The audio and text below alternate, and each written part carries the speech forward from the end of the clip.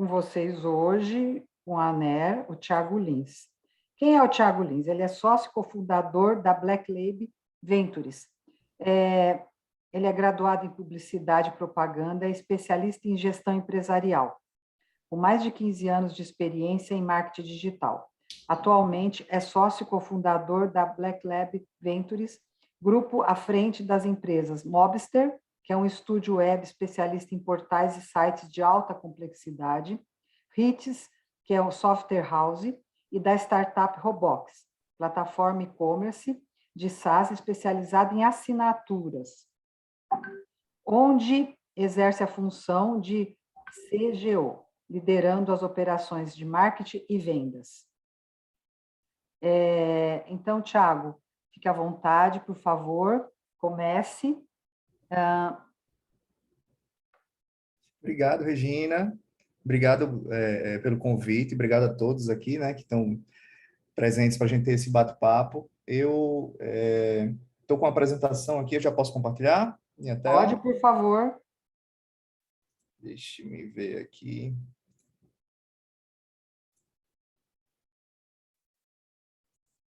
Deixa eu colocar para apresentar. Vou voltar vocês para cá.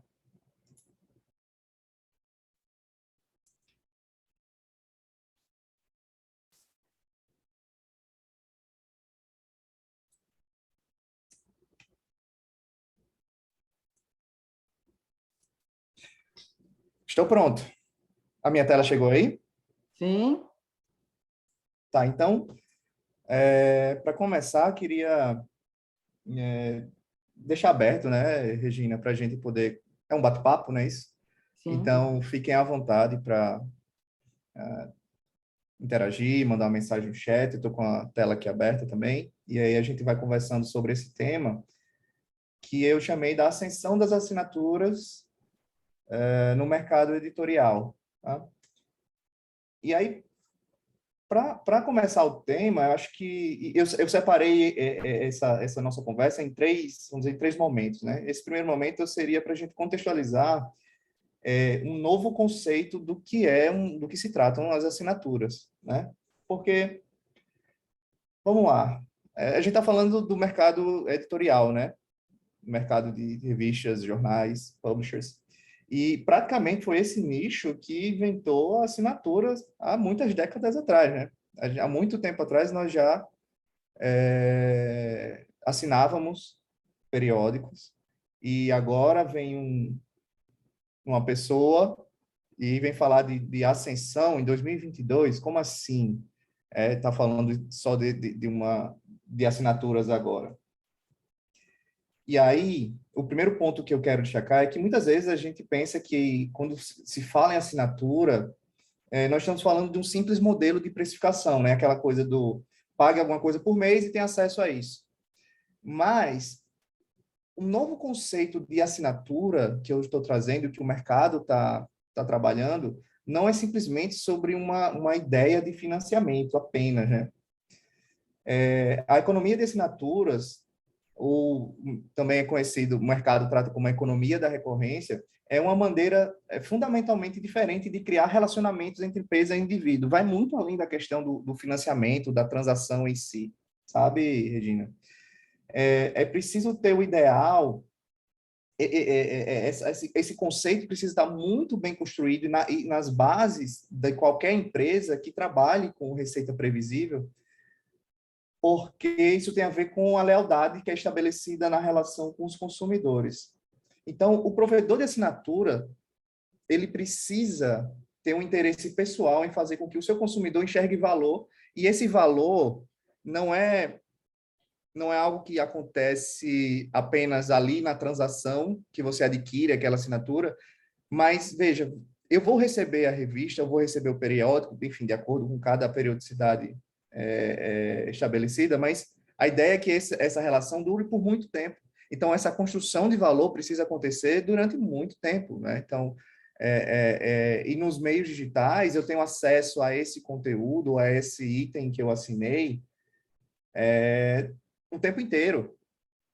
Então, o desafio desse novo modelo de entendimento de assinatura, do mercado de assinatura, é que as empresas estabeleçam uma relação perene de entrega de valor. E o tempo inteiro isso vai acontecer e precisa acontecer para que os assinantes não percebam o valor apenas na transação, mas o tempo inteiro enquanto a relação é estabelecida.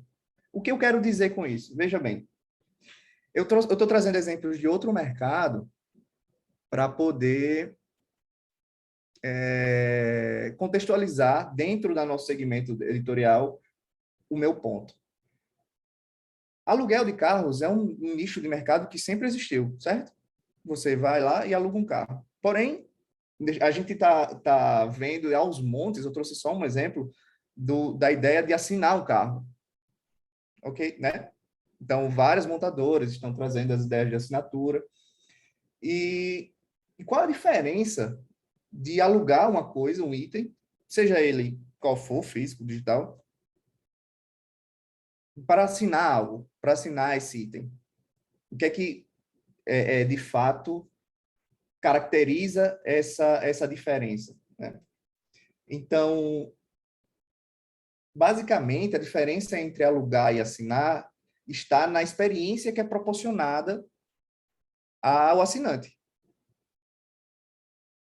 Essa é a palavra, e eu vou falar isso muitas vezes daqui para frente. A experiência proporcionada, a proposta de valor que é enxergada para o assinante. Então, o aluguel, você vai, pega o carro e você aluga o carro.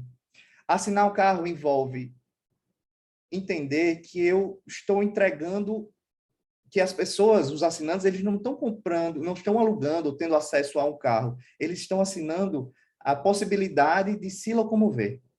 Eles querem o acesso a isso. Eles não querem se preocupar com o seguro de carro, não querem se preocupar com manutenção de carro, não querem se preocupar com assalto, quebra, ou pneu furado. Os assinantes, eles querem se locomover.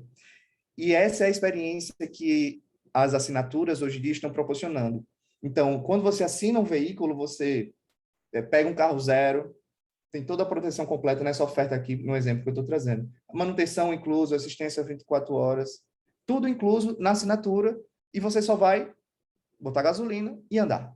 É a única preocupação que você tem. Eu trouxe um outro exemplo que eu acho que vai ficar ainda mais claro o que eu estou querendo propor. A Iuca é uma startup que assina moradia. Ela disponibiliza moradia por assinatura. E aí, olha só qual é a proposta de valor dos caras.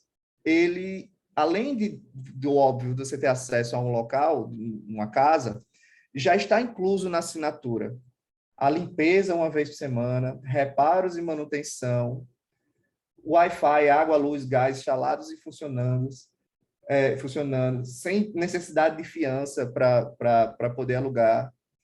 E ainda mais a flexibilidade de você poder, a partir de 6 meses, trocar de apartamentos dentro da própria empresa e você simplesmente pega suas coisas e leva para outro só para mudar de ambiente, por exemplo.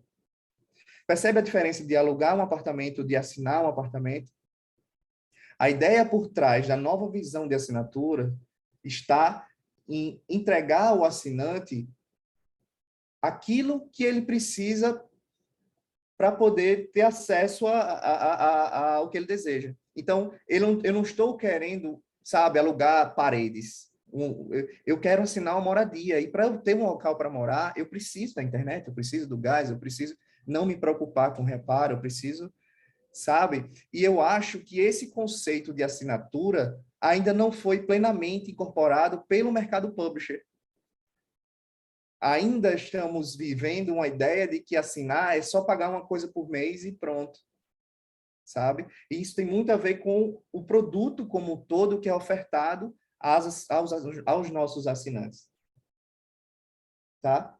E aí, para expandir um pouco mais essa nossa visão do que é o mercado de assinaturas, eu trouxe os 6 segmentos do mercado de assinatura. Olha só, existem 6 segmentos.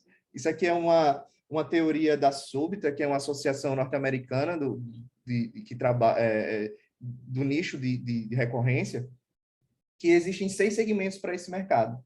Então, o primeiro dos segmentos do mercado de assinaturas é o que eles chamam de subscription box, que são os box por assinatura. Acho que temos vários exemplos do nosso dia a dia desse tipo de segmento, né? Então, eu trouxe 2 exemplos, a Wine, por exemplo, e a Dolce Gusto, que do seu jeito, que também é um clube de assinatura. E esse segmento pode ser um box fechado, né? Ou seja, você não sabe o que vem dentro da caixa, como é o box da Wine, ou um box aberto, personalizável, que é o box da Dolce Gusto, você escolhe quais são as cápsulas de café que vem dentro.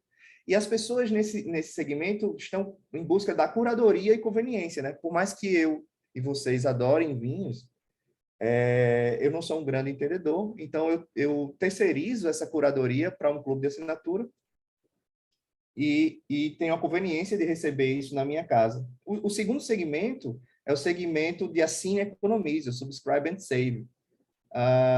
É muito comum na própria Amazon ou esse outro case também sensacional da Pet Love, ou seja, você costumeiramente assim consome produtos de forma rotineira, então sei lá, ovos, hortifrutis, no caso aqui ração para pet.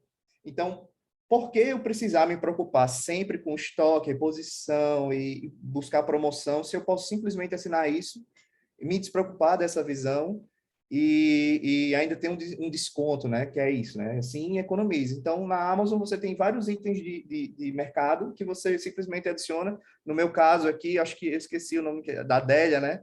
Fralda. Eu só boto lá a fralda que eu quero receber, a periodicidade que eu quero receber e recebo 10, são 15% de desconto ali no carrinho na hora, sem cupom. É só assinar lá na Amazon, né? Então, é um nicho que a gente vai ver acontecendo assim cada vez mais forte e no nosso dia a dia. O terceiro segmento é o segmento de membership ou associação, né? Que é o segmento em que há uma acesso a benefícios, dicas, conteúdos, vantagens em troca de uma taxa de um FII mensal que é pago, né? Então, aqui nesse modelo tem por exemplo, o Sam's Club, que você paga para fazer parte e ter acesso à compra, né, de itens, e também o administradores.com, que é um cliente do grupo, cliente do nosso grupo, que é um portal de notícias em que você assina um produto para ter acesso a cursos e mentorias na área de administração. Aqui o nosso segmento também, aqui diretamente, o mídias e publicações, o publisher, né, que é o modelo de negócio que se remunera a partir da venda de notícias, radiodifusão e editoriais. E aí eu trouxe, ó, aqui um momento jabá, viu, Regina? Os, os cases da gente, a Carta Capital, a Exame, a Revista Helix, se enquadram todos nesse segmento. Do segmento publisher.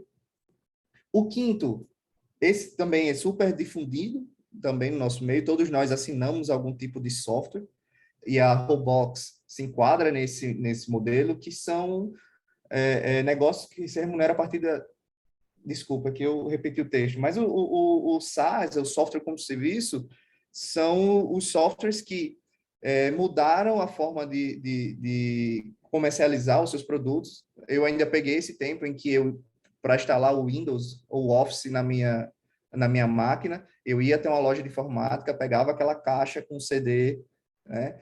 E ou disquete, ainda peguei disquete também. E é engraçado, né? Como não faz tanto tempo assim, mas parece um milênio. E eu vinha na minha máquina e instalava aquele hardware, né? Então, hoje, a maioria dos softwares já são online, você paga um valor mensal para ter acesso àquele software, e é por isso que é tratado esse segmento como software como serviço, que é o caso da Robox também.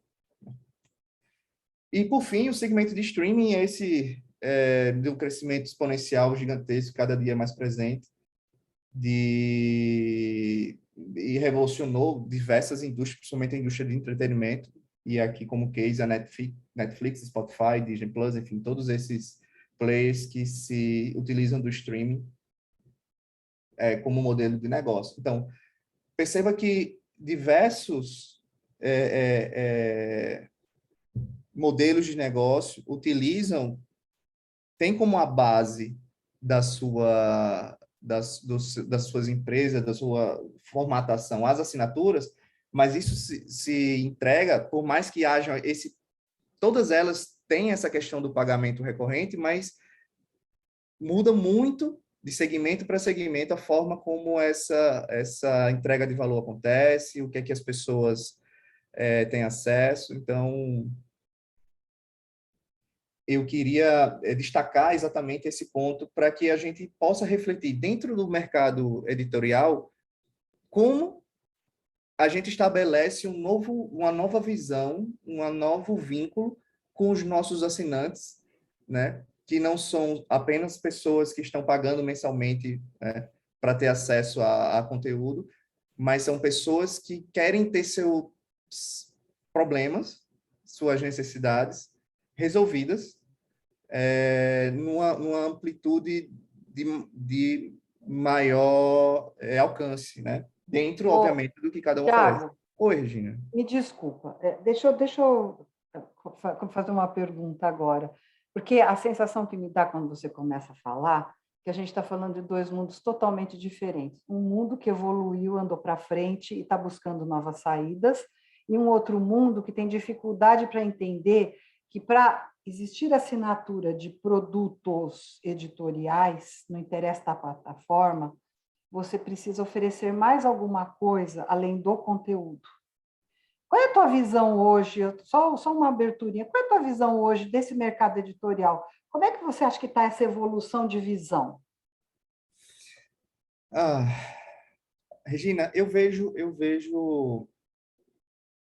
toda transformação, ela é povoada de tempos distintos, sabe? Então, assim, a gente vê hoje iniciativas que estão afincadas no modelo pré-internet e tentando sobreviver a essa mudança que vem acontecendo, e a gente vê todos os dias iniciativas inovadoras que por várias vezes não decolam, é óbvio, nem toda inovação ela acerta, e tem iniciativas que estão ganhando novos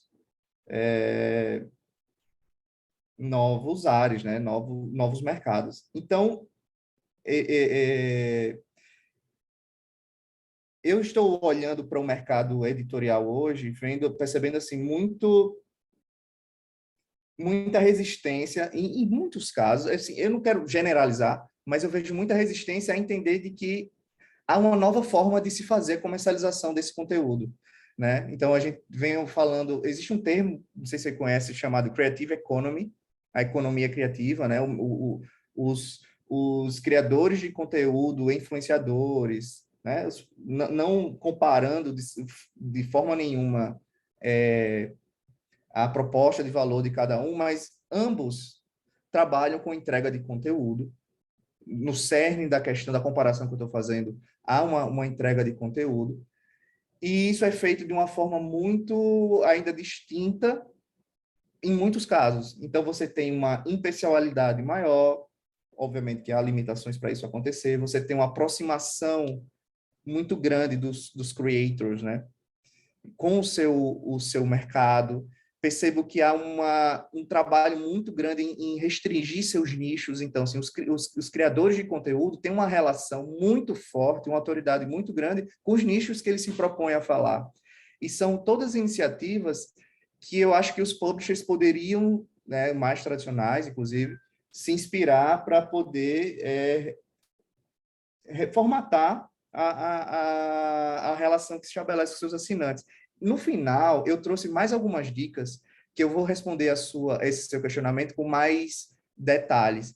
Mas eu vejo que, assim, a minha percepção da análise do cenário atual é que a gente, como toda transformação, está vivendo sabe, o pessoal em todos os momentos históricos, assim, pré-internet e pós-internet, e isso vai acontecer por mais um tempo, e enfim, alguém vai encontrar esse caminho com mais sabedoria e seguir. Tá bom, Regina? Então, para consolidar esse primeiro momento, o que é que eu queria deixar claro aqui para os publishers, né? Existe um conceito ultrapassado, talvez isso aqui até responda mais o que você perguntou, Regina. Então, existe um conceito que já é considerado ultrapassado de ownership, né? Ou seja, de propriedade sobre bens e serviços. E aí, a ascensão do mercado de assinaturas, esse mercado que eu estou propondo agora, trazendo agora para reflexão, se deu a partir da substituição desse modelo de propriedade, do ownership, pelo modelo de acesso, que é o modelo do usership, né? Então, as pessoas estão cada vez mais utilizando, se locomovendo, mas estão comprando menos carros. Como é que isso está acontecendo, né? Então, as pessoas estão muito menos propícias a ter propriedade para se preocupar em ter acesso, para se preocupar apenas em utilizar de fato o que ela precisa, né? Existe dentro desse mercado tem um ditado sempre que o pessoal usa que as pessoas não querem uma furadeira, as pessoas precisam do furo. Então, se elas podem fazer isso de uma forma mais barata, mais limpa, que impacte menos o meio ambiente, as pessoas vão querer esse modelo, né? Então, o cerne da questão é como a gente entrega essa experiência para os nossos assinantes e não só se preocupa com e transcende essa visão de que a assinatura é uma forma apenas de remuneração, né, de patrocínio. Ok? Com isso, eu dou acesso ao segundo ponto que eu queria propor reflexão hoje, que é o processo de decisão dos assinantes. Na verdade, essa teoria que eu estou trazendo para a gente conversar sobre ela é um processo de decisão de consumo, né? Não se aplica somente a assinantes, mas como o tema é em cima da assinatura, né? A gente está no mercado publisher, eu vou tentar me restringir um pouco mais sobre esse nicho.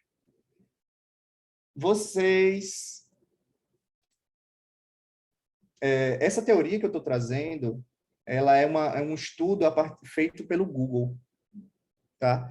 E aí o Google partiu da seguinte premissa. Bom, o Google está sempre propondo teorias, né, a partir das experiências que eles analisam no comportamento dentro das suas plataformas, de teorias de consumo. Esse é um tema que eu tenho muita afinidade, que eu gosto bastante de conversar e tenho bastante curiosidade, né? E aí o Google partiu da premissa do seguinte: as pessoas tomam decisões de uma maneira confusa, né? Então, a gente sempre tem modelos para tentar explicar essa forma, né? Tem um modelo da AIDA, recentemente está muito consolidado o modelo de funil de vendas, né? Você tem aquela boca do funil, vai falando, mas acontece que as pessoas sempre tomaram decisões de uma maneira confusa e essa confusão está ficando cada vez maior, né? Quanto mais as pessoas têm acesso a informações, quanto mais as pessoas têm capacidade de comparar, de trocar referência, mais essas decisões vão se tornando confusas, né? E aí o Google desenvolveu esse estudo analisando esse ambiente online repleto de escolhas e informações ilimitadas. E aí ele chamou esse estudo de The Messy Middle, né? Ou o meio confuso. Você já ouviu falar nesse estudo, Regina? Não? Ah, legal. Deixa eu Bom, tirar meu som, que eu deixo sem som. Mas não ouvi, eu achei interessante, porque eu posso chamar alguém do Google para vir falar sobre isso, né? nossa, sensacional. Eu não vou nem me atrever aqui a Não, mas tentar. foi ótima ideia. Eu vou falar com o povo do Google e vou trazer alguém para vir falar disso. Eu Nossa, quero ver. Já estou aqui, né? eu Primeiro vou falar com a participante. Andrea Fornes, que ela é lá, que ela cuida da América Latina lá no Google, e vou falar para ela, nossa, traz esse estudo e vem contar. Eu acho muito interessante. Mas eu vou trazer só uma introdução aqui para a gente entender do que se trata, né? Então, o meio confuso, fazendo aqui, permitindo a tradução, se refere ao intervalo entre os impulsos de compra, né, aqueles gatilhos, aqueles inputs que nos motivam, né, a tomar uma intenção de compra e o ato de compra em si, né? Então, entre o impulso da compra e o ato da compra, existe esse meio confuso, esse meio bagunçado, né? E aí é nesse meio nesse intervalo entre o despertar da necessidade e o ato de comprar, em que as pessoas procuram informações sobre os produtos, as marcas de uma categoria e depois pesam todas as opções. E aí, nesse lugar, operam-se duas formas de pensar de uma forma muito intensa, não linear, que é a forma de exploração, que é uma atividade expansiva. Então, bom, desejo comprar algo, e você começa um trabalho de pesquisa, de ampliar, entender marcas, possibilidades, soluções e empresas que podem atender à tua necessidade, e a etapa e a forma de avaliação, que é uma atividade redutiva. Então, a gente está o tempo todo expandindo possibilidades e avaliando para reduzir essa não, essa não, essa não. E aí, obviamente, que o Google trouxe um esquema visual para poder explicar esse análise deles, né? Que foi esse gráfico aqui. Olha só que interessante. Então, para esse estudo, The Mass Middle, o nosso processo de decisão de consumo envolve, bom, estamos todos o tempo inteiro na exposição de anúncios, enfim, sendo impactados por mensagem, por tudo, em todos os sentidos, social, não só comercial. E essas exposições estimulam gatilhos de compra, né? Então, todas as vezes que eu saio do meu estado de conforto, ativado geralmente por um gatilho, e pretendo adquirir um produto para voltar para o estado de conforto, eu iniciei o meu processo de compra, né? Então, esse gatilho vai dar início a um processo aqui de exploração, né? Então, aquilo que eu falei, eu vou levantar possibilidades, vou entender quais são as marcas, né? Eu que fui pai recentemente, pô, qual é a melhor fralda que eu vou comprar para minha filha, né? Então, lá vai a gente entender marcas, por que a premium é tão mais cara e por que ela é mais cara, o que é que caracteriza uma fralda premium de uma fralda normal. Você começa um trabalho de avaliação. E aí, quando você está nesse processo, em seguida, ou de uma forma paralela também, é exatamente por isso que é um meio confuso, porque não há aqui um caminho pré-definido. Você pode estar, ao mesmo tempo, no processo de exploração e você já vai avaliando, né? Então, por que a fralda premium X é melhor do que a fralda premium Y? Então, o processo de decisão fica nesse loop infinito aqui de exploração, ou seja, de expansão de possibilidades e avaliação de redução de possibilidades, seja também por pesquisa, mas seja também através de conversa com amigos, influenciadores. Aqui, um processo de avaliação dos influenciadores são extremamente importantes e utilizados, até chegar no momento de compra. Então, esse é o processo da análise do Google, que ele chamou de Mass Middle, que acontece nas compras online. Tem um gatilho, fico no loop de exploração e avaliação, até ter um momento de compra, e aí chegar na experiência, né, de utilização do produto, e começar a fazer parte desse processo aqui, já com uma avaliação, dando review, insight, enfim, opinião para os amigos. Então, durante todo esse processo, o Google percebeu que vários vieses cognitivos influenciavam dentro desse fluxo, né? Desse fluxo do Mass Middle. E ele elegeu, nesse estudo, são centenas de vieses cognitivos existentes, né, mapeados, e ele elegeu 6 principais que influenciam nesse processo. O primeiro deles são as análises heurísticas, né, que são atalhos mentais que nós utilizamos para a tomada de decisão. Nós estamos o tempo todo as análises heurísticas, elas vão nos poupar energia cerebral para tomar a decisão. Se nós tivéssemos que raciocinar de uma forma cognitiva, racional, em primeiro plano, todas as decisões a gente não teria energia suficiente para fazer isso no dia a dia. Então, o primeiro viés que é um viés que mistura componentes emocionais e racionais. E esses vieses são super interessantes para que a gente possa compor as nossas próprias ofertas de assinatura, tá, Regina? Aqui eu entrei no momento em que eu queria a atenção dos publishers para que cada um desses pontos influencie na forma como é que a gente compõe as ofertas de nossas assinaturas, sabe?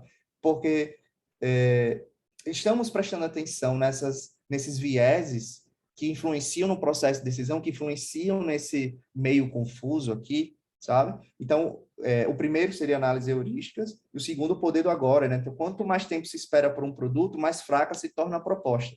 Ele está falando aqui num tempo de acesso, no nosso caso, geralmente o acesso é imediato, mas o poder do agora não está só no acesso ao produto, mas na forma como a gente se convence de ter acesso, se convence nesse processo de decisão, né? Então, na hora que eu acerto um argumento certo para o meu assinante, eu tenho mais força de tornar aquilo, de converter essa venda, né? Então, mas o Tiago, vamos lá. Se a gente comparar a assinatura de conteúdo editorial com os outros exemplos que você deu, a assinatura de conteúdo editorial, você falou assim inicialmente, será que se resume ao acesso só? Não, Depois do acesso, então, depois do acesso, o que tem que vir para que você crie essa quantidade de ofertas ou quantidade de agrados ou de coisas que façam você ficar, né? Você ficar fiel. Eu tenho um monte de assinatura. Eu tenho assinatura de jornais, de revistas, eu adoro ter. Tudo digital e tem alguns que chegam aqui na minha casa impressos, né?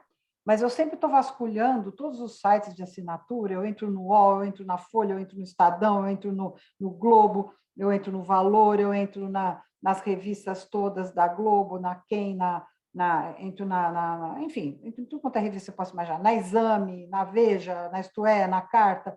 Eu fico vasculhando e fico tentando descobrir o que é que tem lá de diferente, sempre, né? E assim, às vezes eu me frustro, porque eu não acho muita coisa diferente. Não acho. Eu vejo que a Ana está balançando a cabeça, mas é verdade. Eu não acho muita coisa diferente. Quando você estava dando os exemplos aqui, eu falei, nossa, esse UCA é muito interessante. Para quem vai ficar determinado tempo num lugar, vai lá, assina um apartamento, assina um carro, que quer mudar de carro cada ano ou cada 2 anos. Agora, assim, o que tem de diferente além do acesso? perfeito.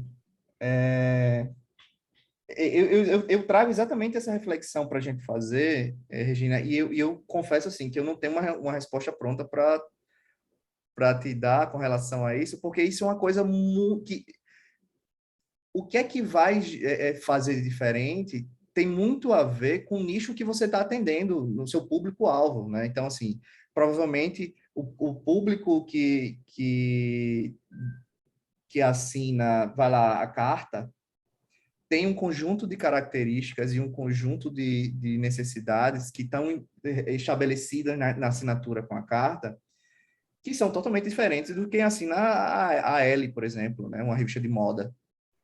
Então, mas, por Então, exemplo, a Eli, vamos imaginar, eu não sei quais são as ofertas, como é que está funcionando, mas, de repente, você pode atrelar a possibilidade de ir ao Fashion Week, você pode atrelar a possibilidade de você ter acesso a maquiadores que há podem uma conversa com o estilista, a há uma conversa com o análise de estilista, tipo, tendências. sabe, análise de tendência. Eu acho que você pode começar a oferecer coisas relacionadas com o teu produto e que transforma aquele teu leitor, aquele teu consumidor do teu conteúdo em pessoas que vão agregando outros valores também, que vêm daquele produto, entendeu? Perfeito. Isso que Sabe, é eu legal. gosto de fazer. Desculpa, Regina. Hum. Eu gosto de fazer uma analogia sempre com um relacionamento pessoal, sabe? Imagina, uma coisa é você ter um namoro de 1 ano, ok? E você passa por questões do dia a dia, enfim. E, E uma coisa é você ter um relacionamento de 1 ano, outra coisa é você ter um relacionamento de 20 anos, né?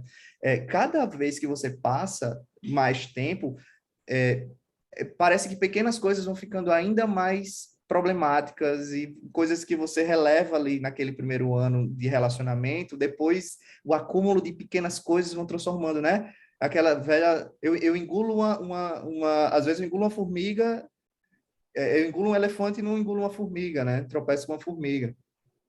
Então, assim, pensar em assinatura é pensar num relacionamento de longuíssimo prazo.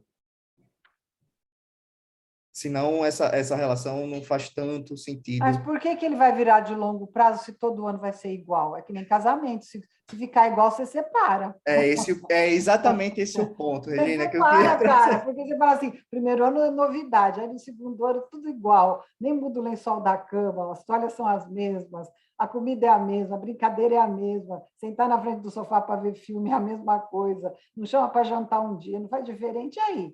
Assim, eu estou provocando porque assim, o que que as editoras, jornais, revistas, enfim, o que que estão fazendo para tornar esse casamento com o leitor uma coisa diferente, interessante?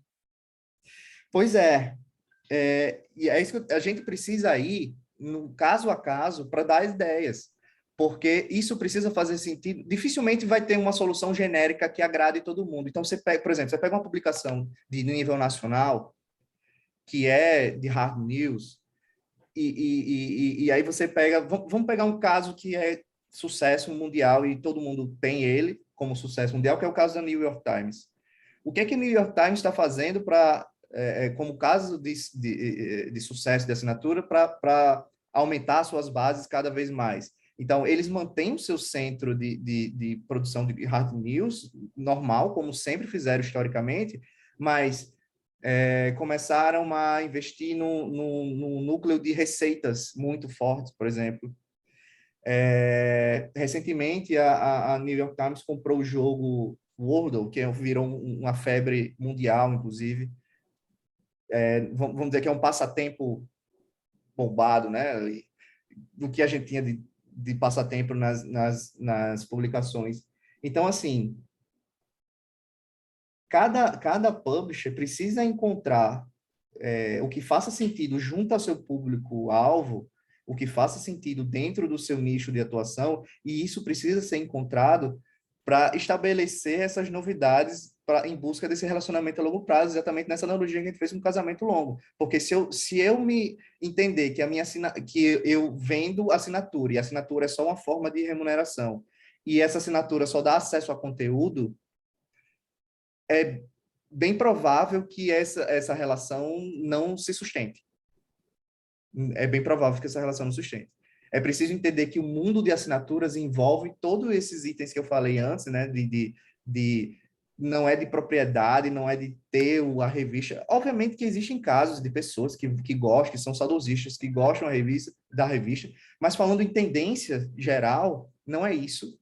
Não é, a maioria das pessoas não estão mais simplesmente enfim, satisfazendo com o físico, e vai acontecer, mas a tendência é de que as pessoas assinem, estabeleçam relações longínquas com aquelas empresas que sanem ou superem as suas expectativas no nicho que ela se propõe a assinar. Então, para assinar carro, existe um conjunto de expectativa, para assinar apartamento tem um conjunto de expectativa, para assinar celular tem um conjunto de expectativa, para assinar vinho tem um conjunto de expectativa, para assinar uma publicação existe um conjunto de expectativa daquele nicho do que você se propõe a atuar. E aí, cada publisher precisa fazer aí um trabalho de pesquisa, de análise, entender como é que a gente pode explorar isso aí.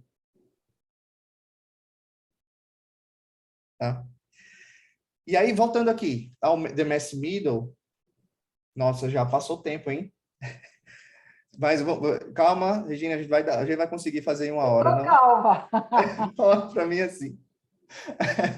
Então, esses vieses cognitivos que eu estava falando, eles influenciam todo esse processo aqui de decisão de consumo. Então, as análises heurísticas, os atalhos mentais que nós utilizamos para decisão, o poder do agora, né? que é quanto mais tempo se espera um produto, mais fraca se torna a proposta. A confirmação social, a recomendação e comentários de outros podem ser bastante persuasivos. Isso aqui é super comum no mercado publisher, né? É muito comum encontrar assinantes que assinam uma publicação porque eu gosto daqueles repórteres, daqueles colunistas, ou da opinião daquele pessoal. Então, a confirmação social entra nesse viés, e também da autoridade, né? Tá junto desse viés. O viés da escassez: quanto mais se reduz a disponibilidade de um produto, mais desejável ele se torna, né? Isso não isso é intrinsecamente conhecido da gente. O viés de autoridade, que eu também mencionei agora, né? Então, ser convencido por um especialista em uma fonte confiável. Quem utiliza muito do viés de autoridade para vender conteúdo são, por exemplo, o mercado de recomendação financeira. Você sempre vê os gurus, eu odeio esse termo, mas é como eles, né, se colocam, de recomendação financeira, de fundos de investimento.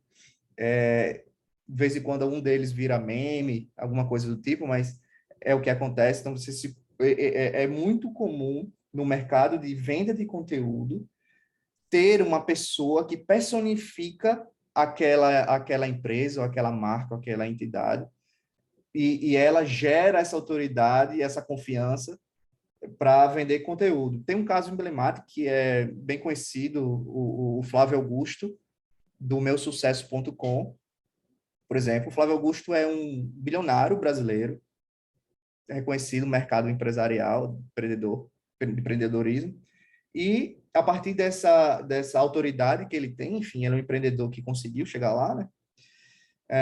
Ele vende acesso a conteúdo de uma plataforma dele, que ele é sócio, chamada meusucesso.com, que fala sobre cases de empreendedores de sucesso. Basicamente, uma Netflix inspiracional, né, de conteúdo nesse sentido. Que eu vejo muita sinergia com o nosso nicho de publisher, né? Então, imagina uma revista que trabalha para esse nicho de mercado, que se direciona ao mercado de empreendedorismo, né? Ao nicho de empreendedorismo, ter uma Netflix que basicamente são cases de sucesso de empreendedores para inspirar, para gerar engajamento com empresa, com equipe. Então, são ideias de diferenciação de produto que incorporam valor às assinaturas, né? E o sexto viés é o poder do gratuito. Um presente junto a uma compra pode ser um grande motivador. Então, o Google pegou esses 6 vieses na pesquisa dele e viu que são os 6 incentivos, né, que mais influenciam no processo de decisão de uma oferta. Inclusive, no meio da pesquisa, é muito interessante, depois eu posso até disponibilizar, enfim, no Google você consegue achar esse estudo. Eles inventaram algumas marcas que não existiam, e em alguns casos, eles compuseram ofertas que tinham esses seis vieses compreendidos nas ofertas, e essas marcas que eram inventadas se tornaram as marcas preferidas das pessoas pesquisadas. Assim, veja só, a marca nem existia, não tinha nem relacionamento prévio com isso, e eles conseguiram montar ofertas que persuadiam nesse nível, né? Bom, então essa é a visão geral do Immerse Middle. E aí, para consolidar, indo para o arremate aqui da nossa conversa, Regina, consolidar todos esses pontos que eu mencionei, eu trouxe 3 dicas. Na verdade, são um coletivo assim, de 3 propostas de reflexão para compor estratégias de conquista de novos assinantes, tá? E a primeira dica que eu trago, né, assim, ponto para reflexão, é: diversifique as ofertas da sua publicação. A gente acabou de falar, né, que o processo de decisão é super confuso, né? Então, se o meio é confuso, junte-se a eles. O que eu quero dizer? As pessoas tomam decisão de compra, de assinatura, enfim, de qualquer item de acesso à compra, de maneiras muito confusas, diversas e a partir de pressupostos distintos. Então, as nossas ofertas precisam acompanhar essa confusão. Porque se eu sempre ofereço a minha assinatura da mesma maneira, eu vou sempre estar limitado a pegar as pessoas que já estão suscetíveis àqueles argumentos. Então, aproveite de todas as datas de oportunidade possíveis. Por exemplo, use a Semana do Consumidor, Dia da Mulher, Semana da Mulher, e tente pegar datas mais menos mainstream e adequar isso às ofertas. Varie composição de preço e periodicidade, a assinatura mensal, trimestral, bimestral, anual. Diversifique as abordagens comerciais. Então, se eu estou tentando um argumento comercial A, no próximo vou tentar o B, vou tentar o outro e outro. Ou seja, e essas ofertas elas podem conviver como esforços de marketing de uma forma paralela e constante. É meio que você ter um profissional ou uma equipe, né, pensando em diversas abordagens o tempo inteiro. É obviamente que você vai precisar de um auxílio de outros recursos para poder fazer isso, né? Então, sua plataforma precisa estar preparada para esse tipo de coisa, para oferecer brindes, cupons. A ideia é que haja uma rotina estruturada de criação de ofertas.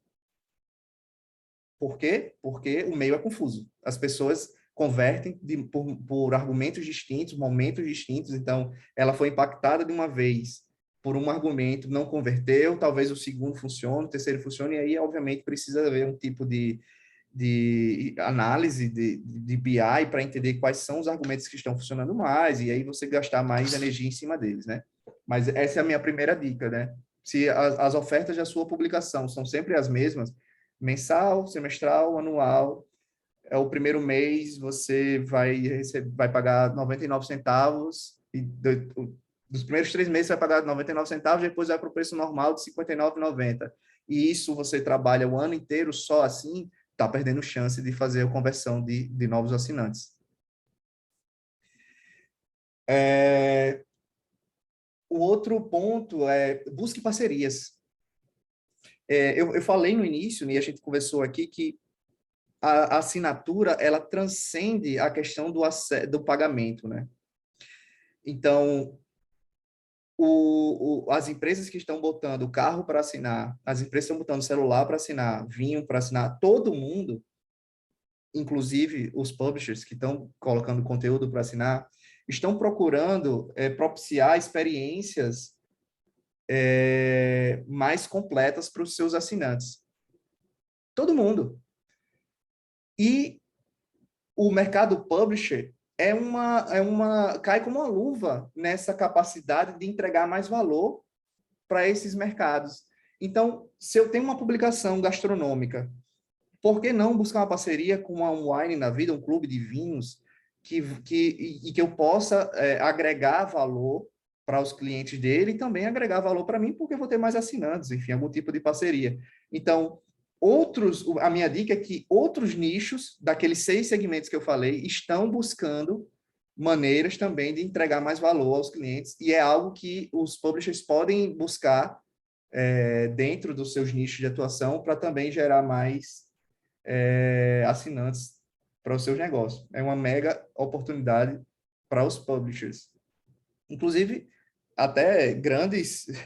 isso é tão sério que a Magazine Luiza comprou, né, publisher, creators, né, o caso do Jovem Nerd, por exemplo, e tem adquirido outros produtores de conteúdo, porque, de fato, bom conteúdo gera muito valor, né?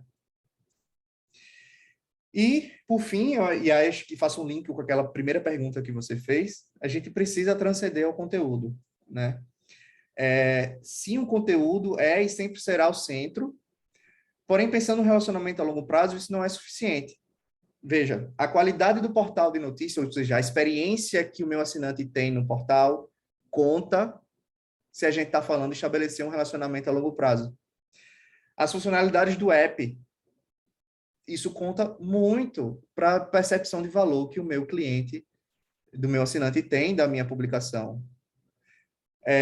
A experiência no processo de checkout, o saque, né, o atendimento pós-venda. Ou seja, absolutamente tudo contribui para a experiência do meu assinante. Então, na hora que eu componho uma oferta de assinatura, eu tenho que entender que todos esses touch points compreendem o valor que eu vou entregar para o assinante e precisam ser explorados e precisam ser pensados nessa oferta para os assinantes, tá? Concorda, Gina? Sim. E, por fim, para finalizar aqui a apresentação, utilizar o poder da comunidade, que eu acho que o principal, se eu focar em um ponto que diferencia a Creative Economy do mercado publisher tradicional, é a forma como os influenciadores, os criadores de conteúdo, utilizam o poder da comunidade. Essa relação estabelecida, próxima, essa linguagem que eles conseguem, esse link, essa proximidade que eles conseguem ter com o público, dá todo, eu acho que é o principal ponto para gerar valor, que é perpetuação das assinaturas, dinheiro, enfim, o valor que é necessário para as empresas. Então é isso, Gina. Tiago, é interessante porque numa das palestras que a gente teve com a Meta, justamente falava-se muito do poder da comunidade, de como é importante você saber unir a comunidade, saber fazer uso da comunidade no bom sentido, de como a comunidade pode trabalhar para você, mais ou menos isso, né? Exatamente, exatamente. Que envolve produzir conteúdo, é óbvio, né? E isso não vai, como eu falei, deixar de acontecer. Mas é preciso colocar esse tipo existe uma profissão dentro das agências chamada Community Manager, né? Que é exatamente a pessoa que está ali para estabelecer relacionamento com a comunidade das marcas. Justamente. Então, talvez seja um ponto para a gente também agregar dentro da nossa proposta de composição de ofertas de assinatura. A gente no meio editorial, a gente tem comunidades? Com certeza. Eu sei que os cantores têm grandes comunidades. Obviamente. Os sertanejos. Mas, enfim. Os nossos assinantes são nossa comunidade, Regina. As pessoas estão ali... Não, mas assim, mas como é que normalmente os editores fazem uso, os publishers? Eles fazem uso, como eles se utilizam, como eles envolvem essa comunidade? Eles são próximos? Elas são participativas? Elas têm espaço para participar? Como é que é isso? Essa é a reflexão, né? Assim, a minha visão é de que, principalmente, quanto mais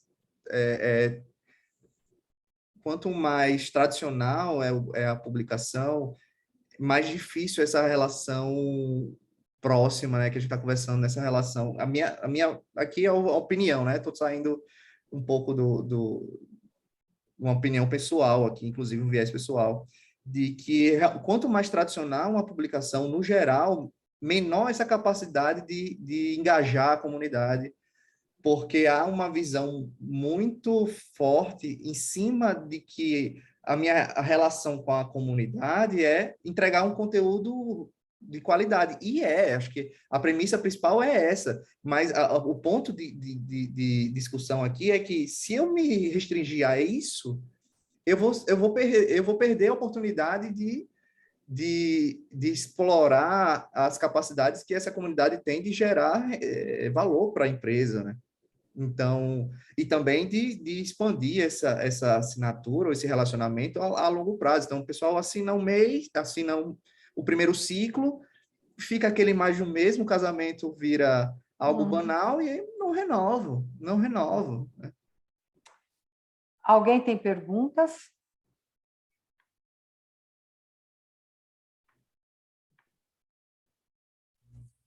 Regina, Ana, você quer fazer?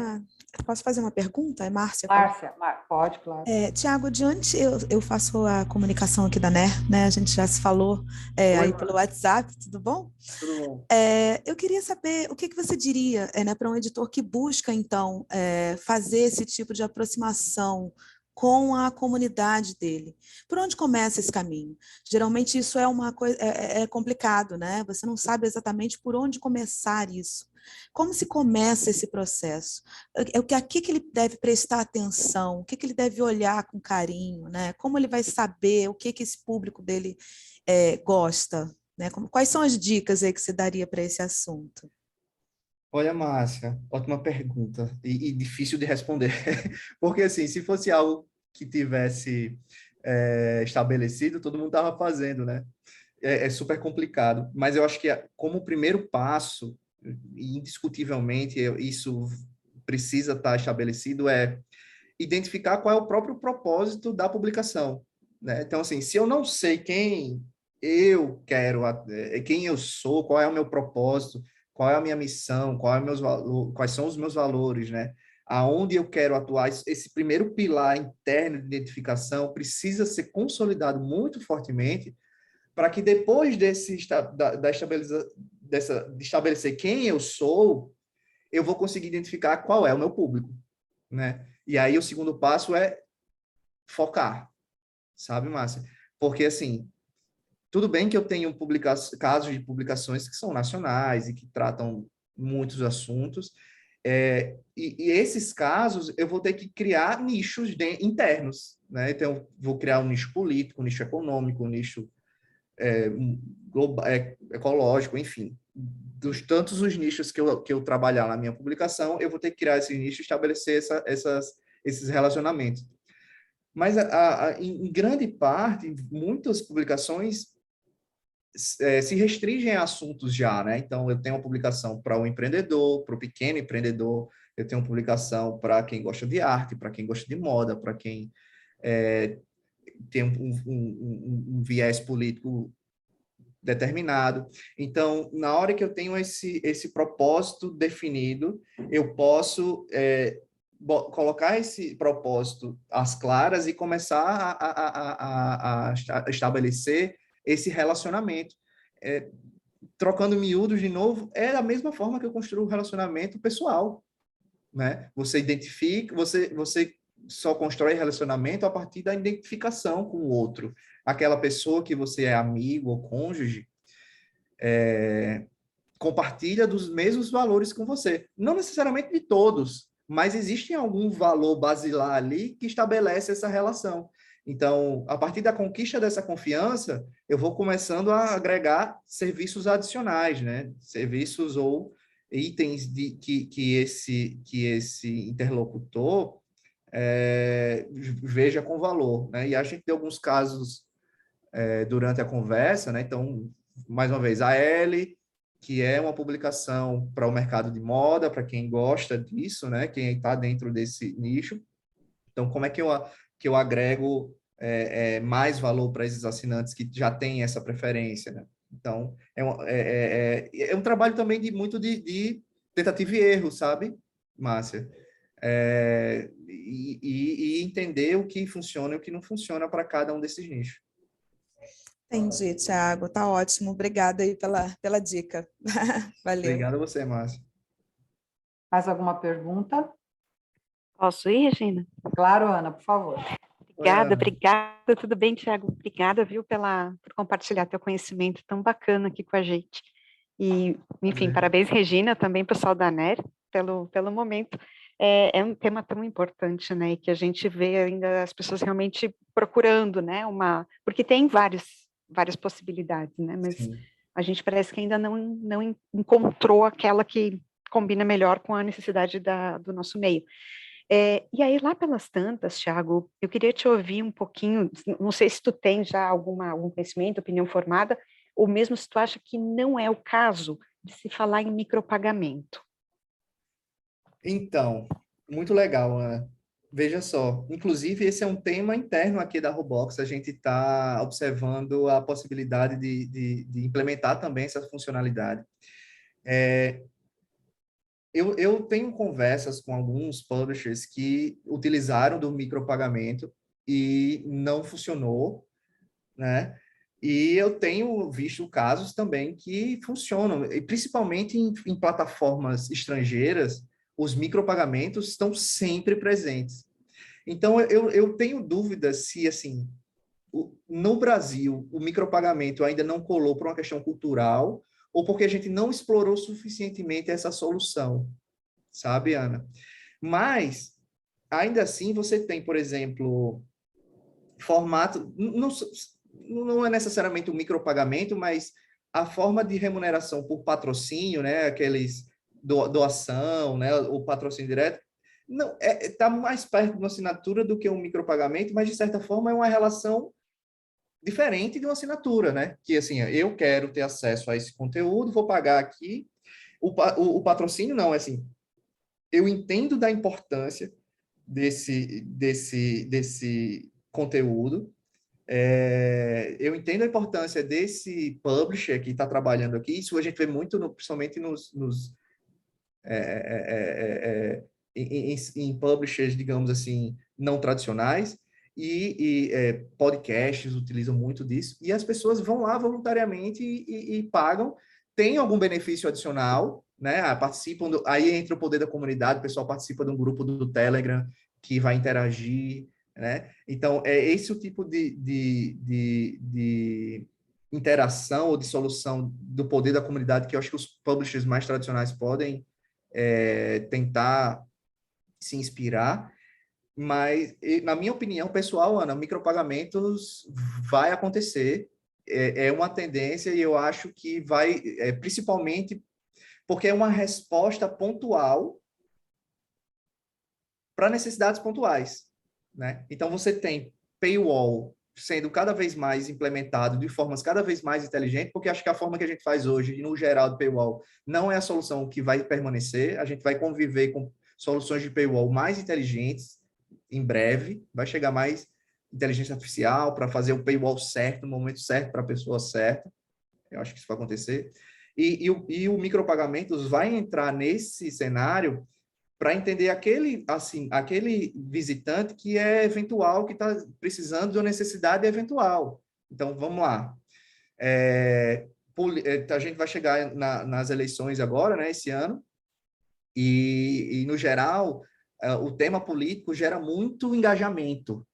E pode ser que eu quero acessar uma coluna específica de um cara que eu nem concordo muito, mas eu quero saber a opinião dele, só que eu tenho um paywall para acessar esse conteúdo. E aí o micropagamento faz todo sentido. Eu quero pagar X reais, não quero assinar, porque eu quero acessar esse conteúdo. E aí eu vou fazer um pagamento para ter esse passe. E aí, não sei se o modelo seria de um passe diário, ou seria de um acesso único àquela matéria, enfim, né? Aquele conteúdo em si. Então, acredito que vai funcionar, mas ainda há um caminho a percorrer. Aí até vou fazendo uma meia-culpa, né?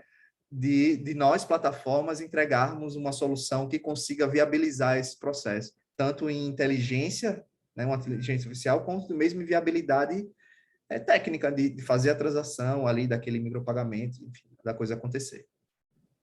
Legal. Obrigada. Então, gente, a gente já deu o nosso horário. Eu quero agradecer a todo mundo, dizer que, primeiro, não, acho que tem outra pergunta aqui. Tens ideia de como podemos mudar a cultura brasileira? É uma pergunta do Cristiano Nogueira. Tens ideia de como podemos mudar a cultura brasileira se está na net tem que ser gratuito? Eu acho que essa cultura já mudou muito. Quem foi que fez a pergunta, Regina? É o Cristiano Nogueira. Cristiano. Meio que essa cultura não é uma cultura necessariamente brasileira. Eu sei que em outros países é menor, existe uma barreira menor, né? Assim, as pessoas estão mais propícias, tem a ver com poder econômico, tem uma série de fatores, mas meio que a internet mesmo, o início da internet foi meio a causa desse processo, né?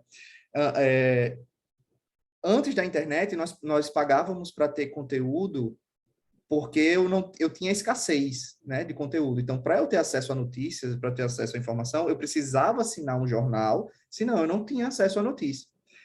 Com a internet, isso morreu, né, porque eu passei a ter acesso às notícias de forma gratuita. E aí, com a evolução da internet, eu passei a ter muita notícia,